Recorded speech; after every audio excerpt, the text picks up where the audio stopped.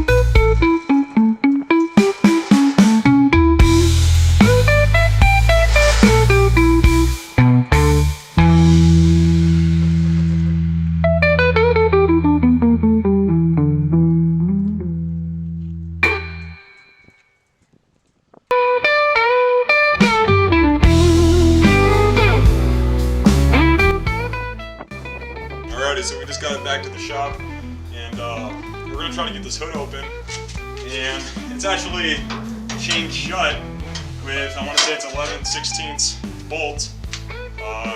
From where we got this, the next door neighbor or property or whatever stuff is a golf course, and apparently there'd be, you know, all these kids or whatever, they'd come down, and as you can see right here, all the tires are missing. They tried stealing the rear axle because they thought it was a 4.9 inch, but it's not. So yeah, but anywho, they propped the hood open, you know, probably ruined the springs, we don't know. So the hood was just clammed open. So the person we got this from, he chained it shut so people couldn't try to get in. So we're gonna try to get that off. We're gonna try to, you know, salvage as many parts as possible off this. This is a 65 and it is a custom cab.